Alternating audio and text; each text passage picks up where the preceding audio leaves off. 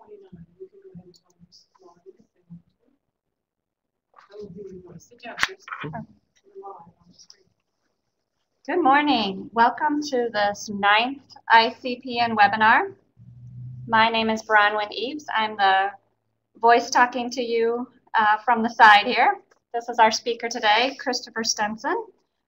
If you haven't done so already, please log in with not only your name, but your affiliation. If you're with the museum, library, archive, so that we have that record for our recorded webinar and for our grant records.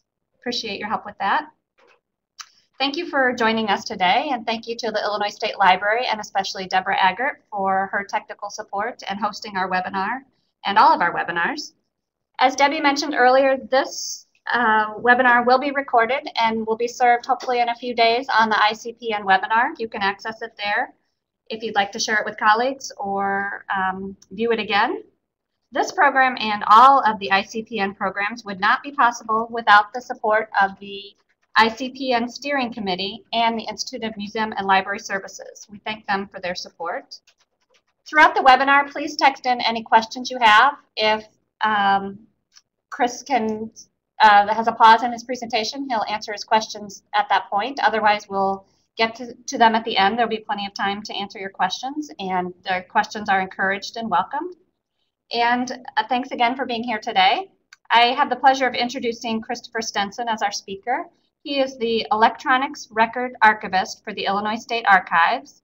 He holds a master's degree in library science from Indiana University and a master's degree in Roman history from Washington State University. He is a certified trainer in the Library of Congress's Digital Preservation Outreach and Education Program and currently serves as chair of the Advocacy and Awareness Subcommittee of the Council of State Archivists State Electronic Records Initiative. Thanks, Chris, and we look forward to your presentation. Thank you, Bronwyn. That was very impressive getting through all those long acronyms.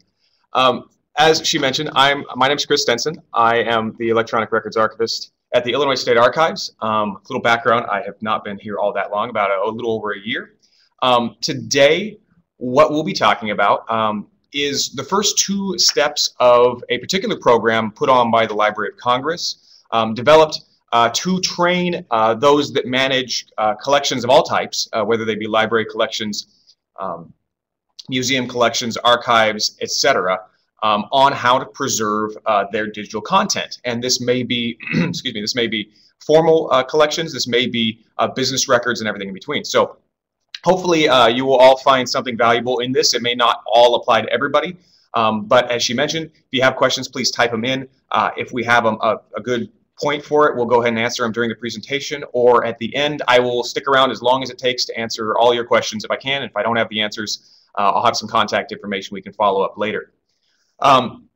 So moving forward, gotta use clicky.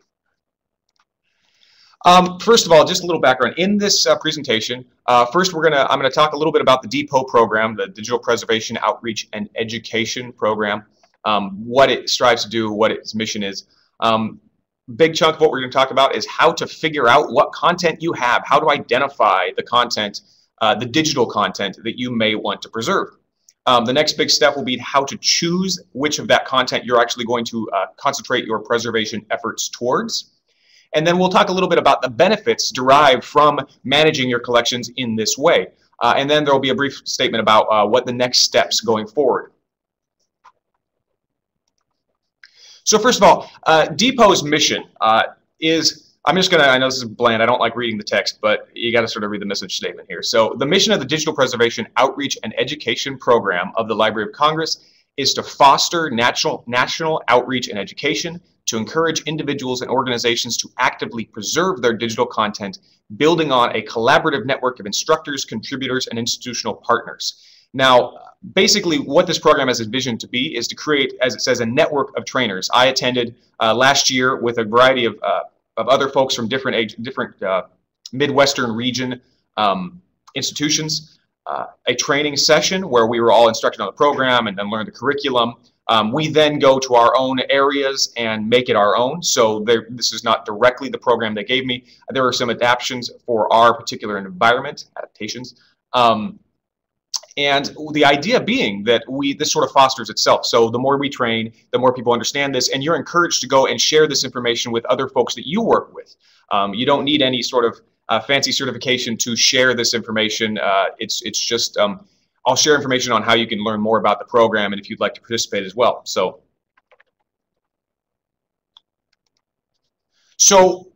the DPOE program, and I will just refer to it as DPOE from now on because it's a bit of a mouthful. The DPOE program is broken into what they call modules. There are 6 distinct steps, basically, in digital preservation that sort of encompass the whole life and functionality of the digital content you may have. What we're going to talk about today are the first 2 steps. So we're going to talk about how to identify the digital content you have, how to select the portion of the content you're actually going to preserve. The next steps would be to learn how to store and what issues there are with storing your content, as well as protecting. What steps you're going to need to protect your digital content from disasters, from digital decay, from other problems like that, from malicious intent. So that will actually be, those 2 sections will be the topic of an in-person workshop that I will be doing in May, and we'll talk a little bit more about that later. So if you're interested, you can sign up for that. The final 2 steps are how to manage long-term the electronic content. I'm from an archive, so I immediately go records, but any content that you need to preserve, the issues with managing that, and then providing access, because it's not much good to preserve it all if you can't actually give it to your users. So that's the last phase. We don't currently have a program scheduled for that, but rest assured I will be working towards putting that together hopefully sometime in the fall, and I will hopefully share that information. We'll see how we can do that, whether that's in person or a webinar. So visualize what the DPOE model looks like. You can see the various units here. Identify and select. Can I see my mouse? They cannot see my mouse. You cannot see my mouse, but you can visualize it. Identify and select are the core of it, surrounded by store, protect, manage, and then of course you want to provide it to your, oh, there's a little, aha, I did not do my, there we go. Okay, so these 2, there we go, that's nice. I'm learning every day. So, but ultimately the goal will be to provide, utilizing all the rest of the work you put in. So getting to the main point here, why do we identify content? Well, first of all, preservation of digital resources requires an explicit commitment of resources. You need to, in order to be able to know what you need, both in terms of manpower, in terms of money, in terms of time, you need to understand what it is you have. Effective planning is also based on knowing the extent of what will be preserved. It's very hard to make long-term plans if you don't have an idea of what that will involve. You can take guesses, but that's not going to go over too well in the long run. Identifying content is the first step to planning for both your current and your future preservation needs, because by identifying what you currently have, you will also be able to identify what's coming into you in many ways and be able to plan for what you may get in the future. It could be that you're seeing a gradual uptick in the amount of digital content you have. Most of us are. So it could be that 10 years ago, 95, 99% of what you were getting was physical, was paper, was artifacts, what have you. But going forward, we may be now at a point where you're getting 15, 20% digital. And you can see the trend is going to keep increasing because the collections we're bringing in by one method or another will be increasingly digital. So that's you can sort of identify future trends. And of course, not all digital content in and around an organization will be preserved. We all have a lot of content that we create that may be given to us that is not actually what you call preservation ready or preservation necessary, because it may be short-term value, it may not be within your collection scope, it may not actually belong to you. So there's a lot of these factors that come into play, and you want to focus your efforts towards the things that actually you have direct control over and are within your priorities. So this will all really help by identifying what you have currently to do that in the future.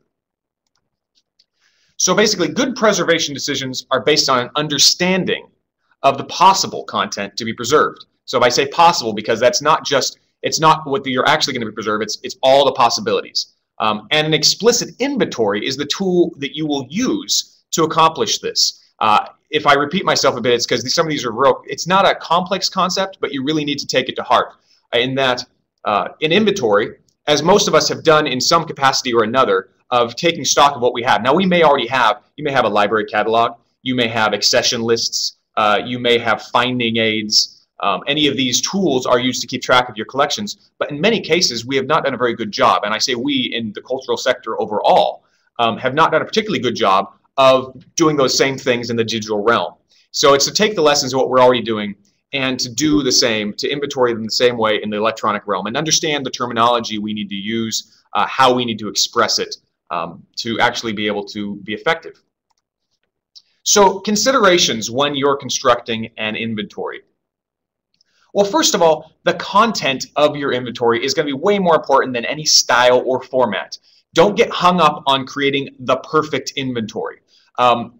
So often people will say, well, I want something that's going to be able to integrate into our existing catalog system, and we want to be able to do this. Or maybe, oh, there's this perfect product coming out, I hear next year, or there's this project. The more time we spend trying to be perfect, the less we're getting on with it. In many cases, where we have failed in the preservation realm has been waiting for Superman. It's been waiting for the perfect solution to come in and go, oh, the technology is now perfected. We can now move on. The problem with that is that there will never be a perfect technology. There's always something new coming along. And so some steps are better than none. And you're better off using what you have and focusing on getting something. It's better to have some catalog, you know, in an older format than to have the perfect catalog never be done. So to do this, use available familiar software to get started. This does not have to be an expensive process in terms of purchasing anything. We already have. Virtually everybody has the tools they need to accomplish this. And all you're really going to rely on then is the knowledge that you and your coworkers may have in order to fill it out. So ask yourself, what software tools do you already have? You're probably already using them. And what free or open source tools might be useful? There are a lot of them out there. You're certainly not alone on this, and there are resources that can help. I put up a few logos here just of commonly used. Most of us have some version or another of Microsoft Office or something along those lines on our computers already. Well, spreadsheet applications are perfect for this. It doesn't need to be fancy. You need a few fields. You can expand it. OpenOffice.org is a free office suite that was created, I believe, by Sun Microsystems a few years ago, and it's gone through some iterations. But the great thing about it is that you can download it for free. It is compatible mostly with Microsoft formats. It uses the open document formats as its native, but it can save things in doc files or in XLS files. There sometimes are some formatting issues. If you have complex formula, for instance, in a spreadsheet that's created there, it may not all translate to the Office, but for what we're doing here, creating a simple inventory, it's really quite straightforward. Google Drive, formerly Google Docs, also has applications where you can compose things directly in a web browser. And the advantage here, of course, is that if you have folks working at different locations, they can all collaboratively add to this, and it's shared. Another benefit of this, of course, is version control. You always make sure that it is the authoritative version because there's only one. It's updated centrally. So these are considerations.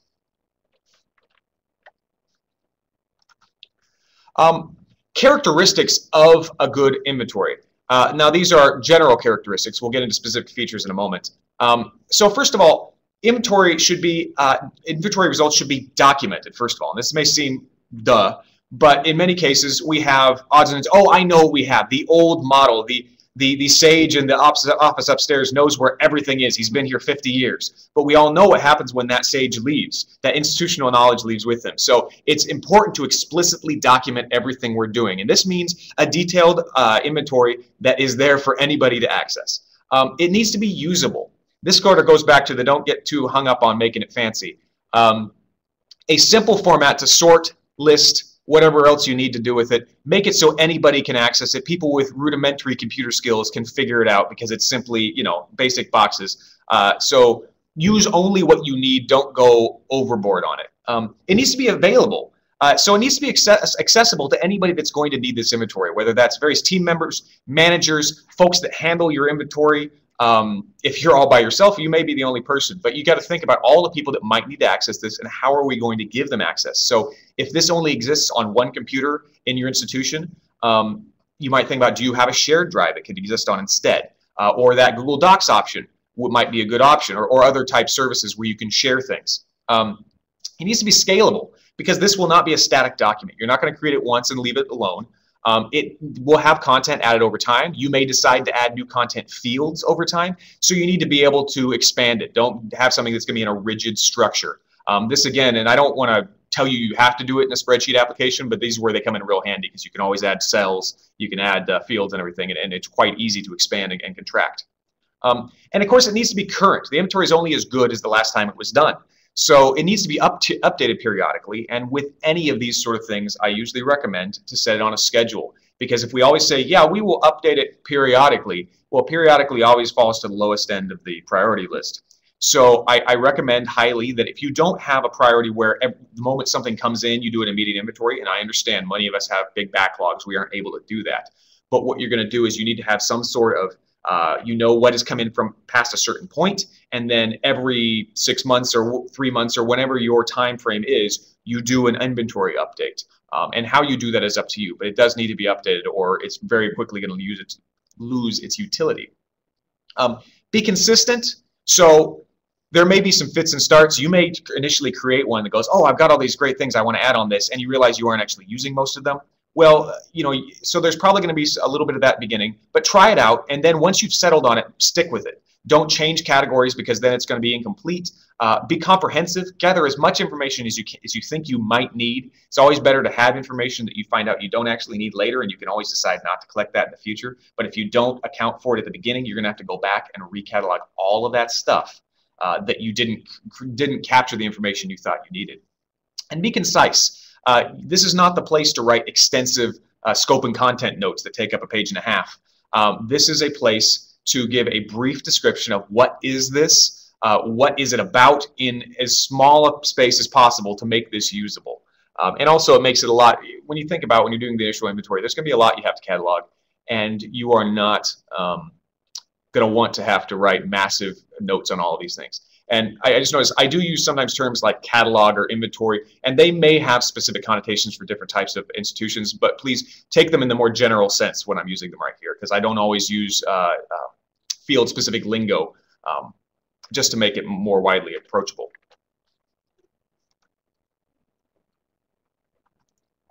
So what should be the scope of the inventory we are going to be doing here? Well, first of all, what sort of content are we already preserving? You probably, in some way or another, have been passively preserving, or maybe actively preserving, some portion of your digital content. You may not know I've been doing it in a particularly organized way. This may be a shared drive you've got somewhere. This may be a hard drive you've been loading things as people give them to you, etc. But what are you already doing something with? That's the first thing you start with. What other digital content might you have? So there may be a lot of other things. Institutional records in particular, say you've got a lot of emails, you've got documents people have been creating on their computers and haven't really been doing anything with, those sort of things, reports, annual, you know, all these types of things. You may have been getting donations. You may have been getting collections given to you by folks that include digital content that have just been kind of been sitting in a box on whatever disk or hard drive or whatever they're on, and you're not really sure. So what other content do you have? What content do our producers create, and what will our producers create? And producers is one of these deliberately generic terms. This could be donors. This could be people within your organization that are creating digital content. This could be publishers if you're a library. You know, there's a lot of different possible connotations of it. But what are they currently actively creating, and what do you anticipate them to continue creating? There's a little bit of fortune telling here, but you can usually see the patterns. What content are we required to keep? Now, this is a big one for those of you, particularly if anybody's in the government realm or certain public organizations, nonprofits. They are required by law to keep certain types of documents, or not just documents, but items, objects. This could include public records, financial documents. It could be that your institution has donors. You have donor agreements that maybe not be required by law, but for institutional policy, you really want to be keeping those. So these are things you absolutely know you have to be getting in there. So these are categories, and it could be that you actually haven't been getting these digitally. You've been getting them on paper or whatever else, but you need to think about, we're probably going to start getting these, so you want to keep that in mind.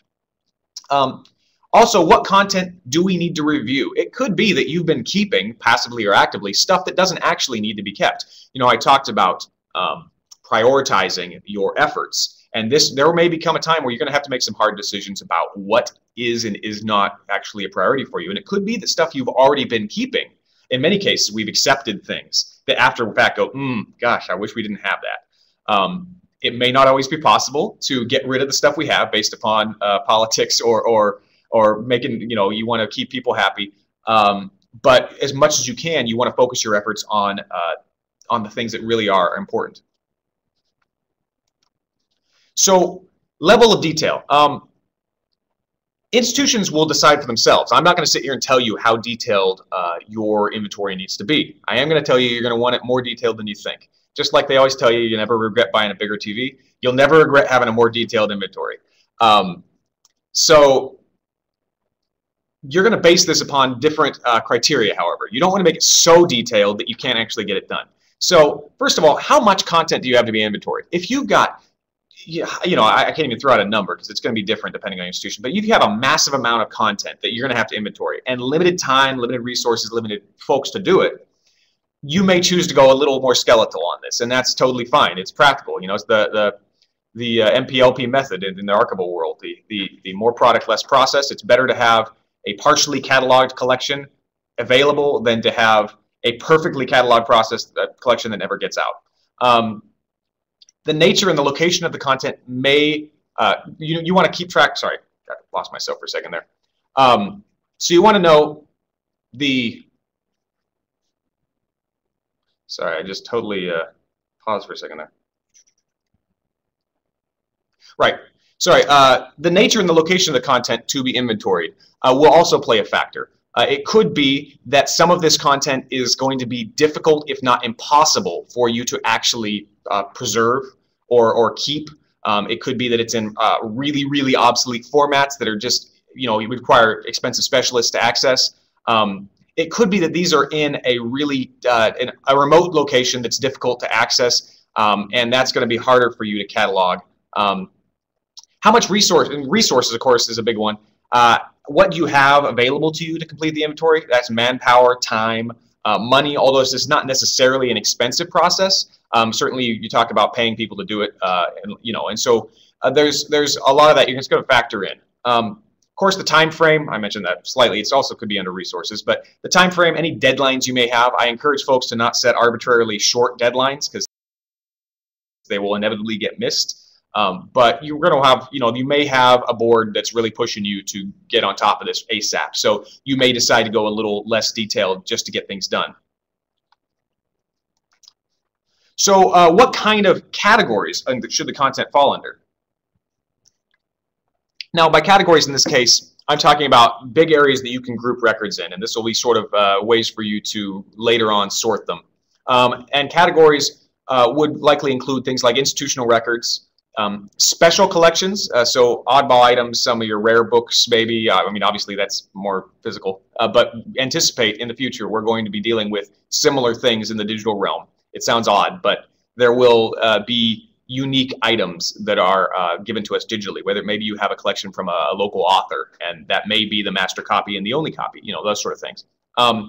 Scholarly content, for those of you in an educational institution or a research institution about other types, the types you may have, whether or not that is licensed or it is open content. Research data, again, this could be, especially with the universities, big data sets. You may have huge databases that are containing lots of amounts of data. That's always a little tricky to deal with. Web content, it could be that you've got public-facing things that you're trying to capture. These are other categories you want to consider. And there are, of course, others. Normally in an in-person workshop, this would be where I'd solicit feedback, but it's a little difficult in this. So you can use your imagination. Try to think about categories that you might have for your particular institution.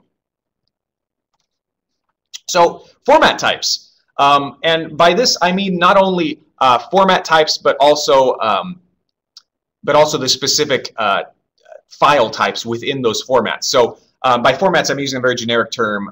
We're talking about things such as image files, videos, audio, geospatial, GIS data, drawings, text, I say text, web content, structured data, which would be, you know, your spreadsheets, your databases. And of course, you're also going to want to capture within that the specific file formats, things like for pictures, things like JPEGs or TIFFs.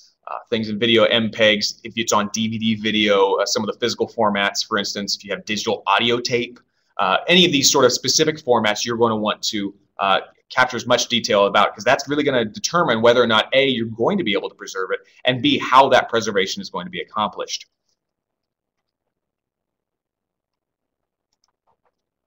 Another category that's really critical, of course, would be dates. And not just one date, but multiple dates, as many as you can cram in there. First of all, the date the inventory was performed. You know, I mentioned this has to be done over time. So you want to know when this inventory was done. If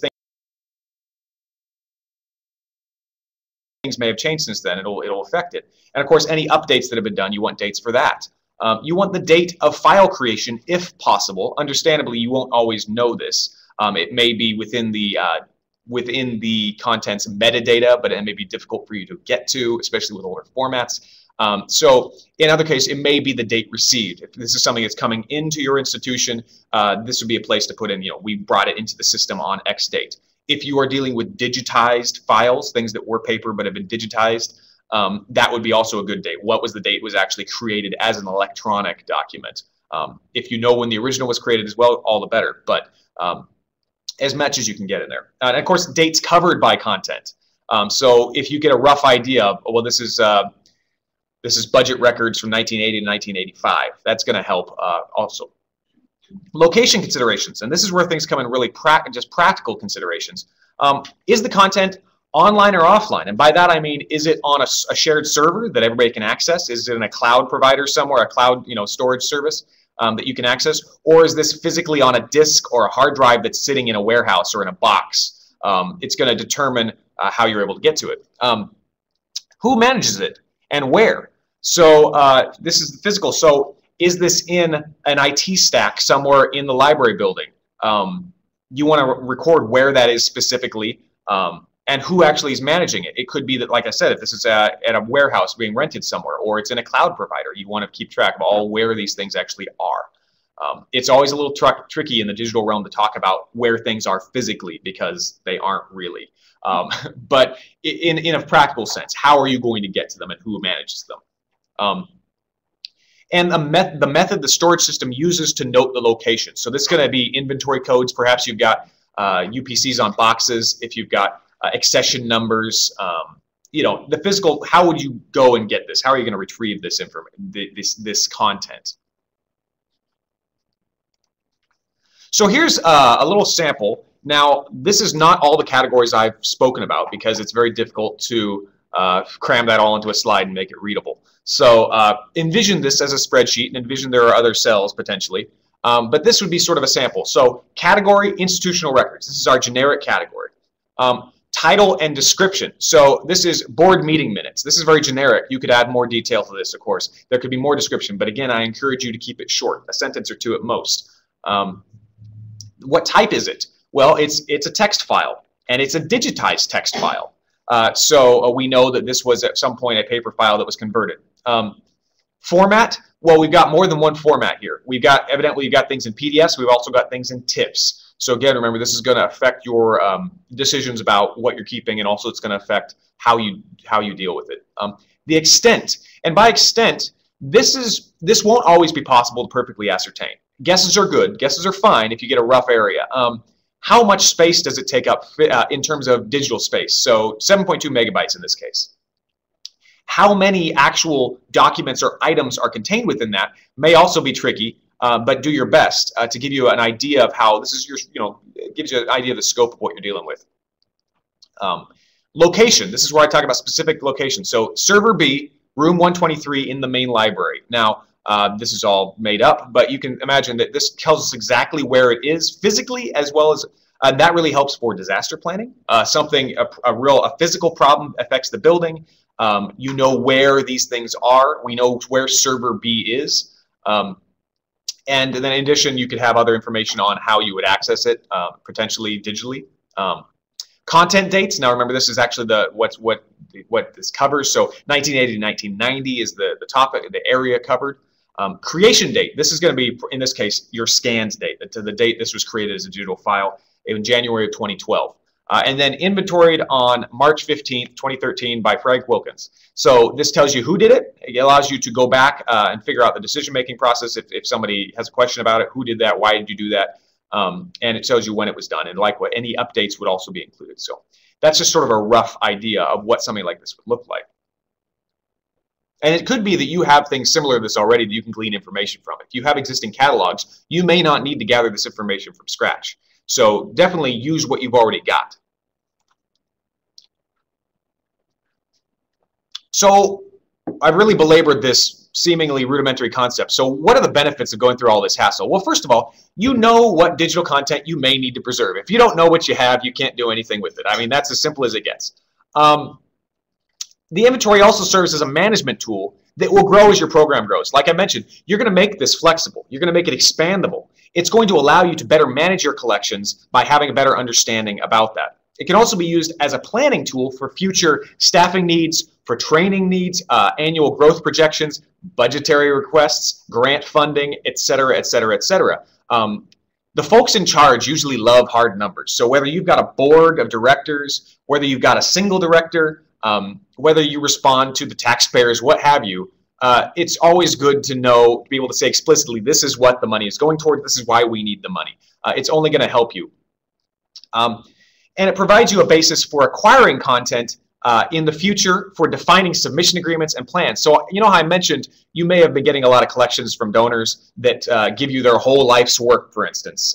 In that, there may be some great stuff, and there may be some stuff that is utterly useless to you. The entire archive of his personal email forwards, you know, it's a bunch of terrible jokes.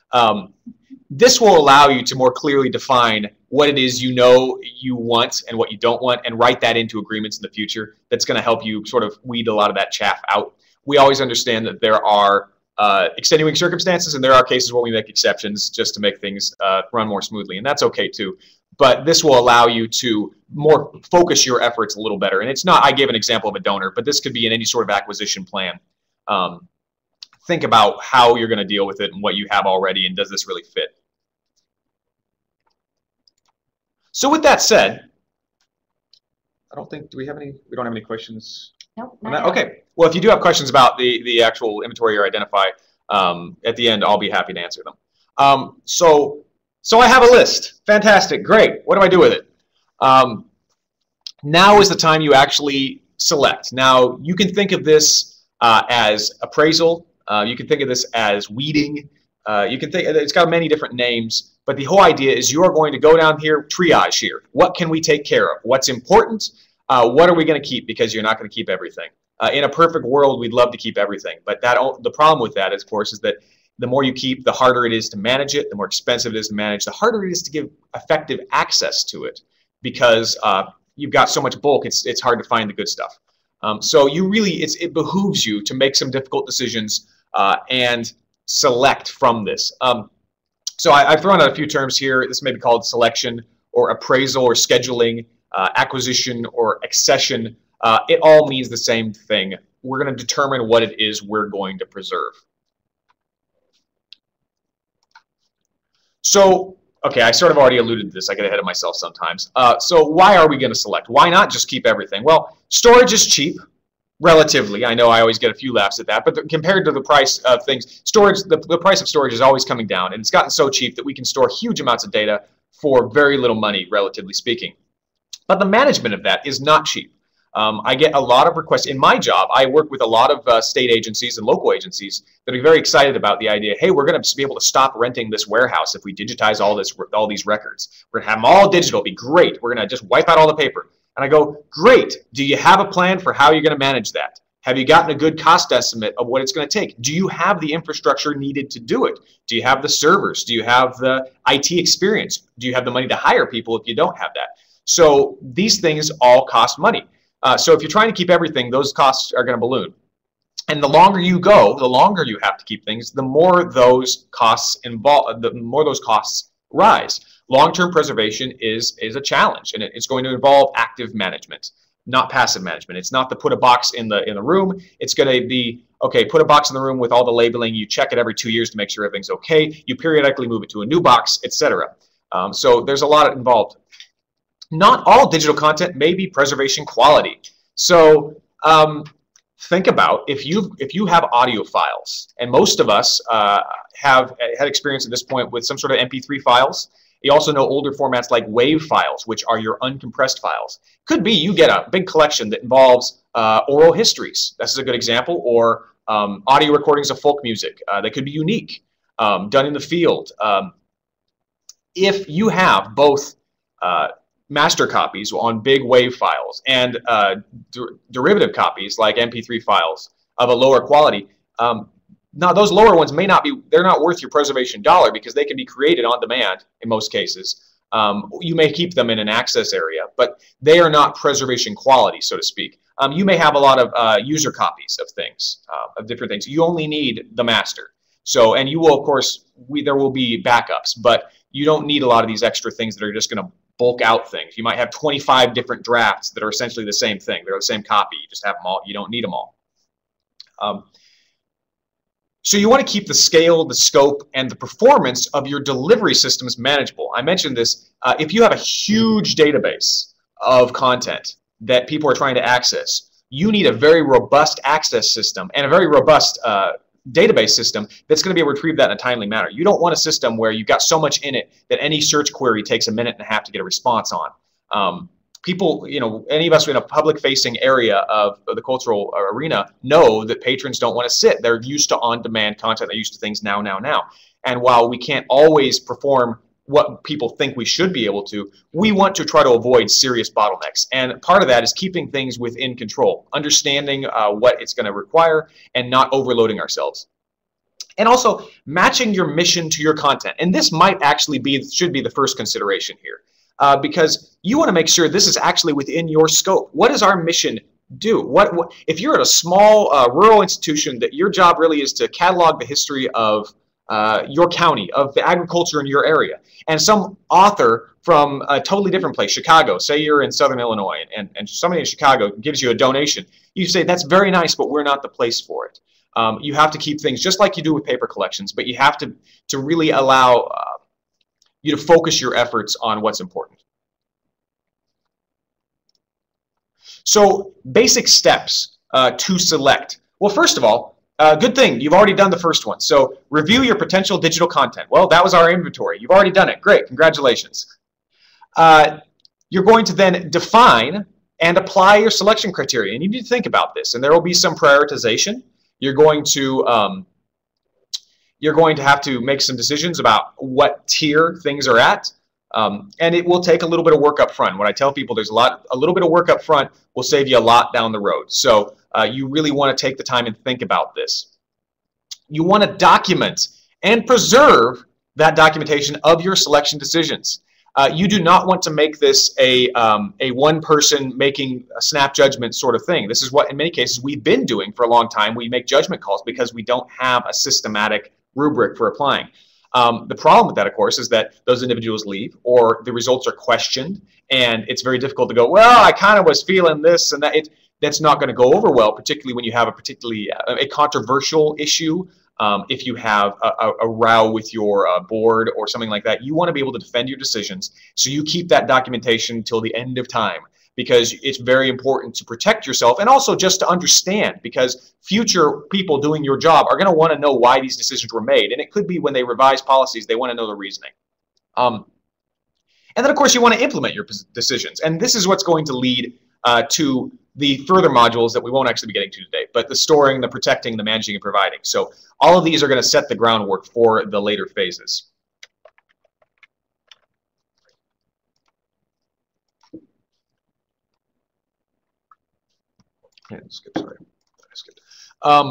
So common selection criteria. Now, these are not the only ones you can use, but these are ones that are commonly focused on. So what is your acquisition or collection development policy? Most institutions have one. If you don't, you need one. They are a pain to come up with, and they can be difficult to make those decisions, especially for newer institutions that initially are like, yes, please send us everything. We're so happy to have a seed here. But eventually you have to focus that down. So use the existing policies, or it may be time you look at those and go, we haven't updated that in 20 years. Perhaps we need to think about it. So you can focus your efforts on those things that are most significant to your organization. So these are the core area. This is what we can provide better than that other institution. This is what we focus on. Departmental and institutional priorities. So within your institution, there will be different levels of priorities. If you're an educational institution, you may have more focus on student research, and there may be a focus on that. If you are a research institution of some sort or a museum, it could be that you are focusing more on scholarly research and things like that. It could be that you were looking at things like use frequency, how often people need to access this, how commonly it is requested, those sort of things in libraries. That's often comes into play. Look at your core record and content types. And this is really where you can come down to what are you mandated to preserve. And a lot of these are interrelated, so they're not mutually exclusive, but what do we have to keep? What is critical for us to keep for us to even function? And this is where you're getting some of those institutional records, those financials and things like that, where you just have to have them. Historical, evidential, or research value. Here's your nice fuzzy category, and this one is never going to get unfuzzy. There will always be some judgment, but you still want to document how you made the decisions, and just to protect yourself a little bit. And yes, there will be a little judgment. You might say we based it upon the expertise of this person who is, determined this was very important and unique. But you want to be able to say that. So factors that could fall into this also would be things like the age. When we're talking digital files, age isn't going to be usually ancient, but you might also think that if this is if these are digital files from 1985, we can already tell just from the spot they're going to be rarer than something equivalent from 2005. Just in terms of how much was created, so that'll play a factor.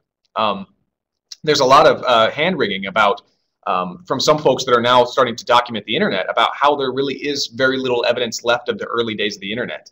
And while some people might think of that as ephemeral and unimportant, we need to think about researchers of the future and users of the future, where these are the historical documents. These are the Magna Carta, so to speak. These are the first things. That may be overstating it to some extent. Not all of it is that great, but we want to really think about that. Uniqueness, this is always a big factor in any sort of thing like this, is that if this is the only copy that you know of, if the author, so to speak, go back to that one, if the author donated his things and that is the only copy, it was unpublished and that's the only thing, well, that's certainly going to play a big role in that, that appraisal decision, of that selection decision. Risk factors, and this is going to be your practical considerations. Are these digital objects being stored on formats that are going obsolete? Well, you could say everything's going obsolete, but how close are they to being obsolete? Or are they well past the point of being obsolete? Are these on WordPerfect files from 1990? Well, that's going to be a big problem, or it could be pretty quickly. So also things like poor current storage. Now this could also encompass things like they're stored on some ancient 5¼ floppy disks, and we may or may not have a computer that uses those anymore, but we certainly won't in 10 years. So these should not be factors that trump things like institutional policies or collecting agreements or collection development policies. But they certainly, once you've gotten the things, these are our core things, you're going to want to prioritize the high-risk stuff first to get it done. This is done a lot in the audio preservation world with old analog formats that are falling apart. You do those first. Those lacquer discs, those wax cylinders, those things that are really at high risk, you get those over first, all things being equal.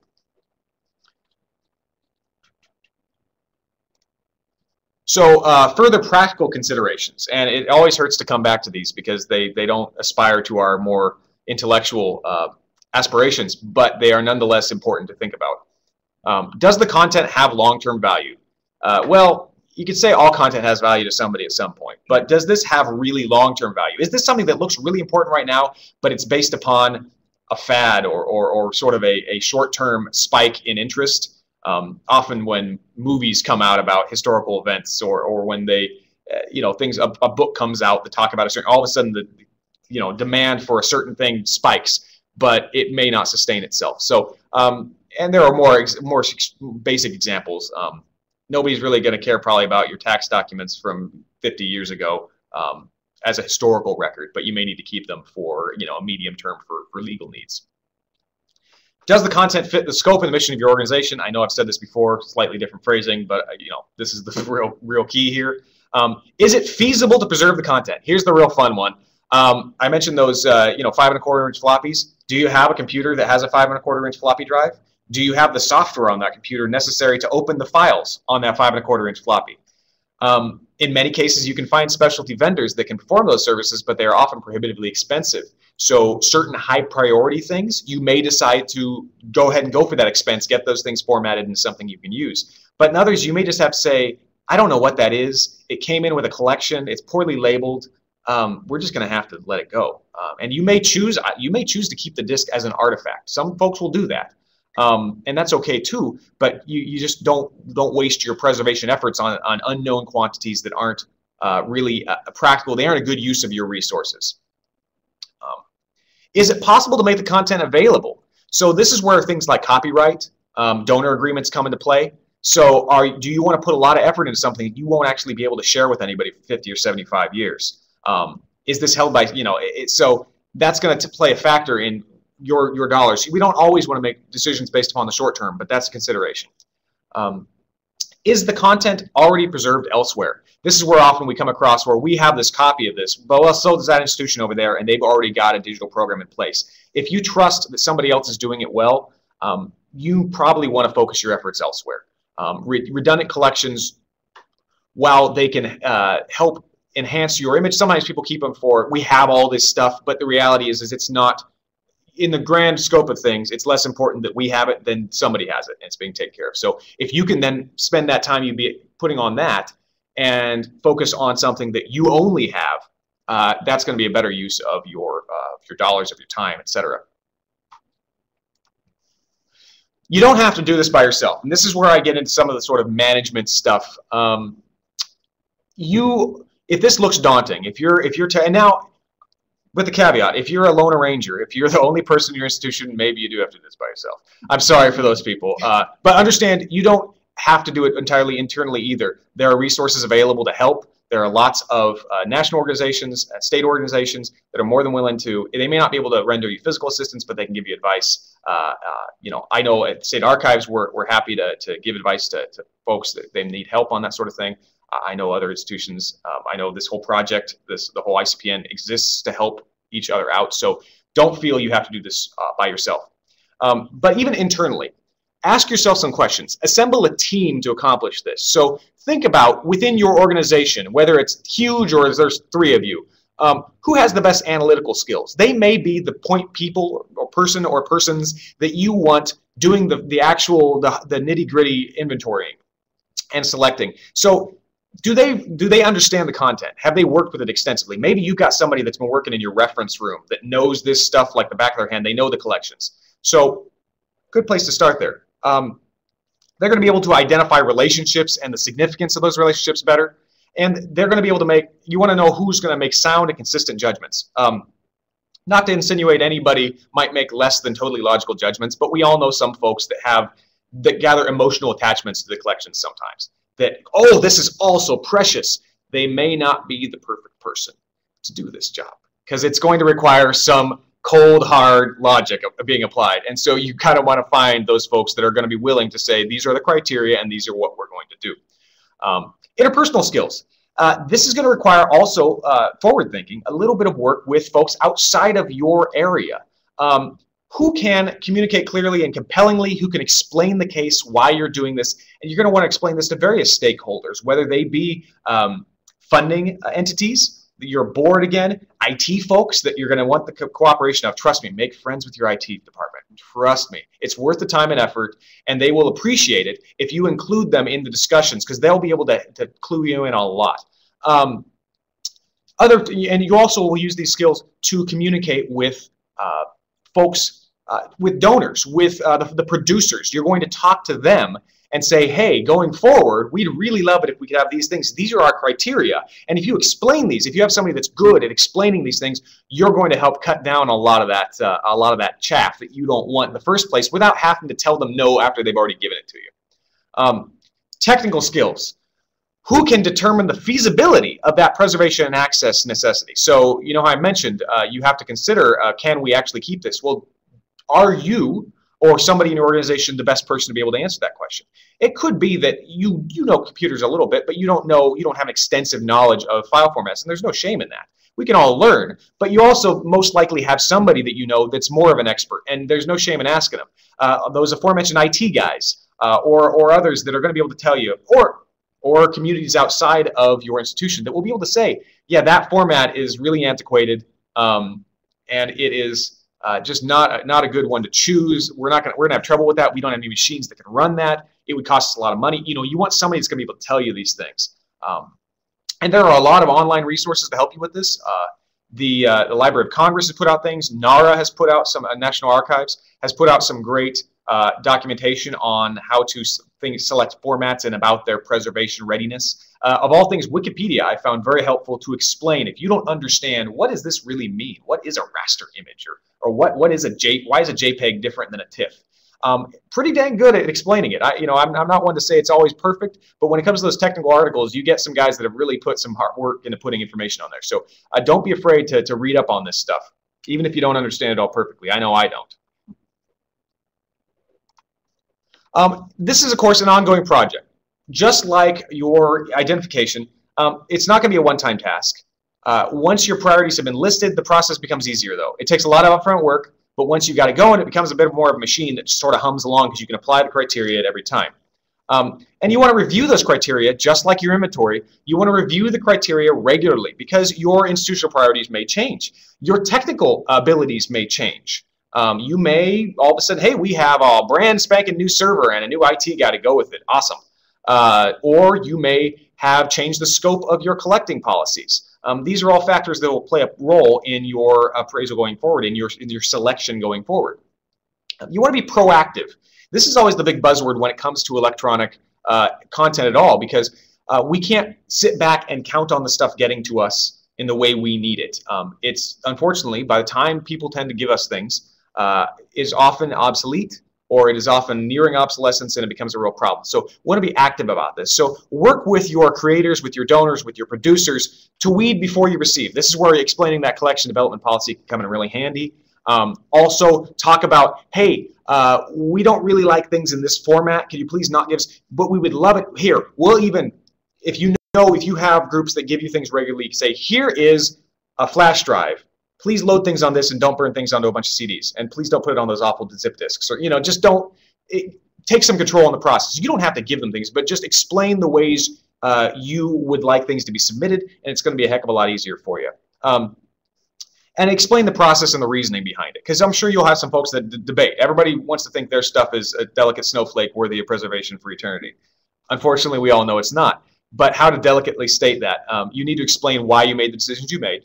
And the little diplomacy goes a long ways here, where you sort of say, we understand that this is great content, but it's just not perfect for us. And you may suggest somebody else, and voice the problem on somebody else. But these are all considerations. I mean, I'm sure most of you have dealt with this in the what I call the analog world, but we have to do the same for electronic, in many cases more often.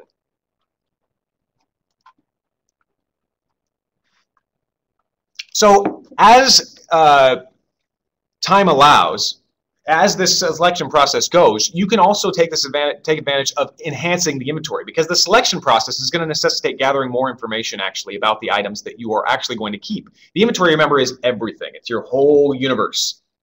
The selection list is going to be your galaxy. It's a little smaller. It's the stuff you're going to focus on. Maybe your solar system. We'll go a little smaller there. So add to the description. So add detail, ID categories. You can ID further categories or collections that's involved with. You can focus more on the extent of the collection. So how much of it needs to be preserved now, or how much needs to be preserved in the future. Some of the stuff may be fairly stable. Other stuff has higher priorities. And put that in inventory. It'll help you estimate future costs to do so. Use considerations. How long will the content be active? Because remember, this is one of our normal selection criteria. So active by being used by the original creators for its original purpose. That may be a relatively short period of time. That may be quite a while. So that's going to differentiate how much effort you put into it. What is the general lifespan? Is this something you're going to keep forever?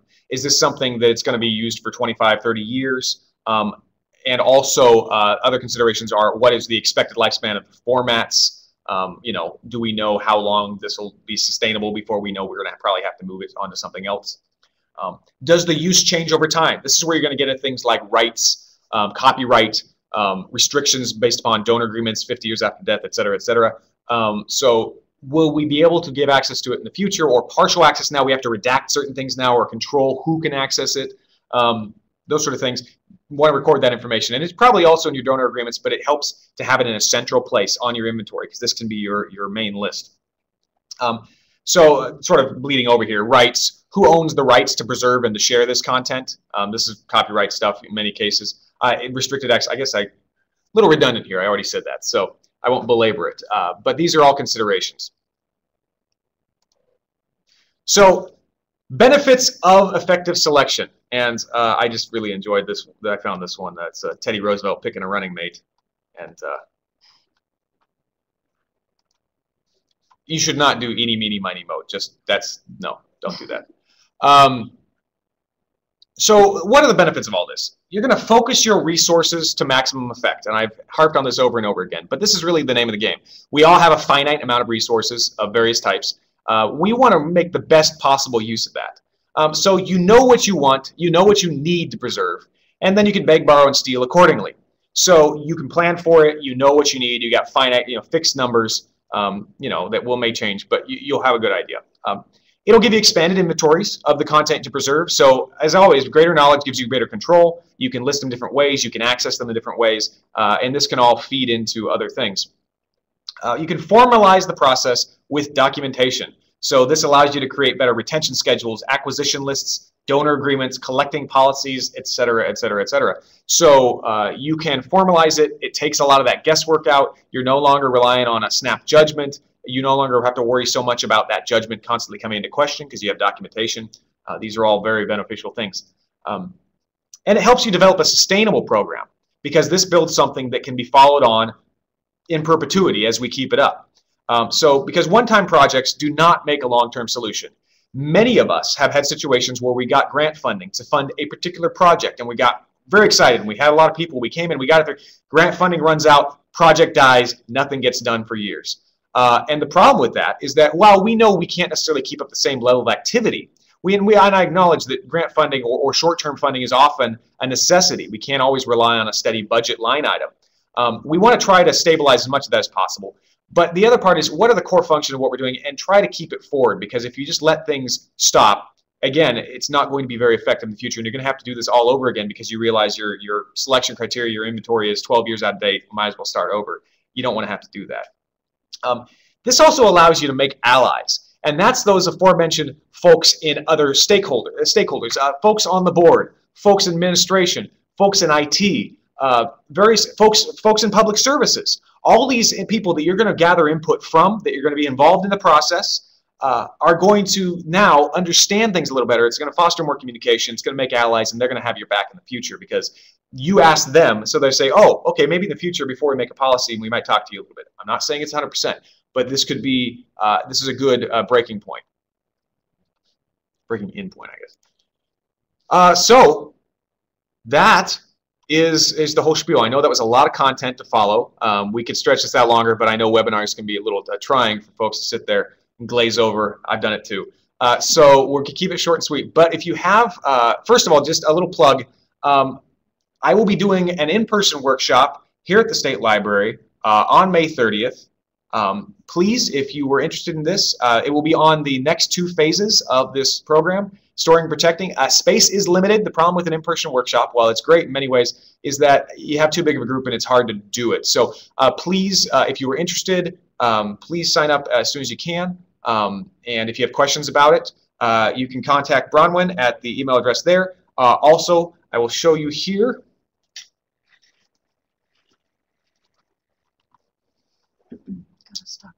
Okay, 1 second here. Mm-hmm. Okay. Mm-hmm. Mm-hmm. Yes. And right there. Mm-hmm. So if you go, Mm-hmm. wrong one. Sorry, 1 second.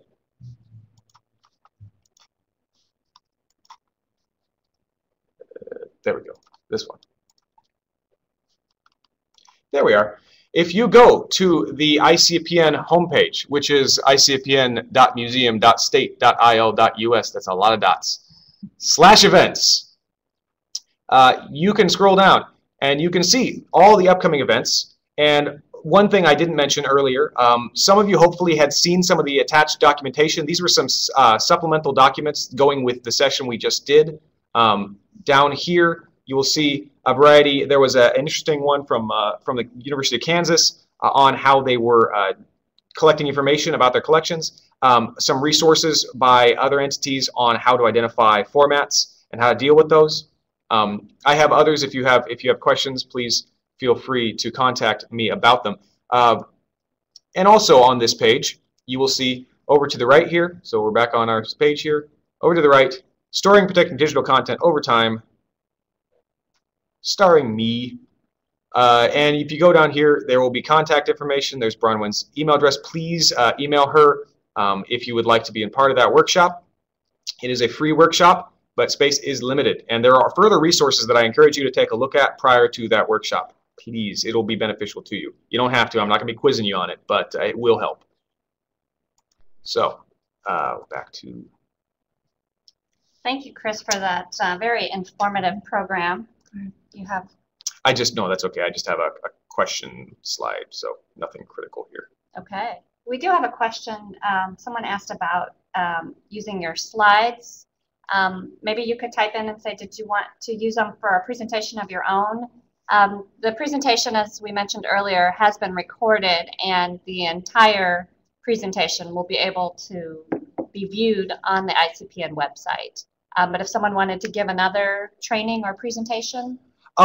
As far as the specific program, because of the training involved, while we want to share the information as much as possible, you could present the content, but as far as modifying it too much, Library of Congress likes to keep some control over how they're presented and who's presenting the content. So I'd be happy to share my slides, but in terms of attribution, we may have to work out something. But please feel free to email me here, and we can talk about that. I'd be happy to do that.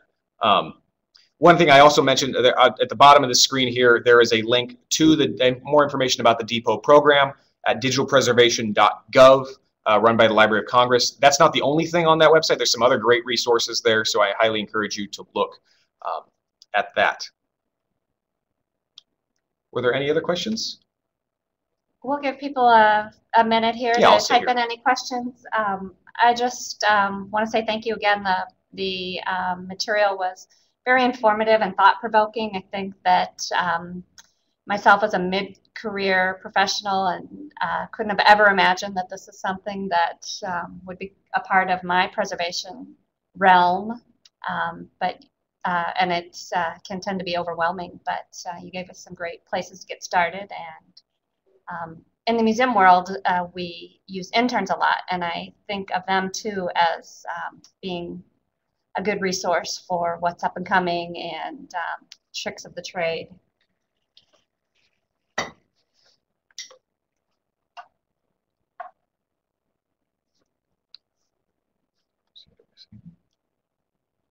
Don't see any other questions coming in, but you do have Chris's contact information there, and he mentioned the in-person workshop in the end of May. I'd also like to mention that ICPN has another webinar scheduled for May 13th at 2:30, and there's more information on that on our website. And that is going to be a collections assessment and preservation planning webinar. We'll have some information on why you need to do that, how you can do that.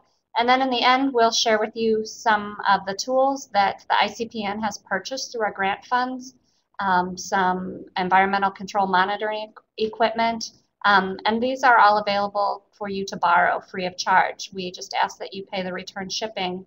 So if you need to acquire information for a grant or just for your own knowledge about your storage conditions, we'll be showing you those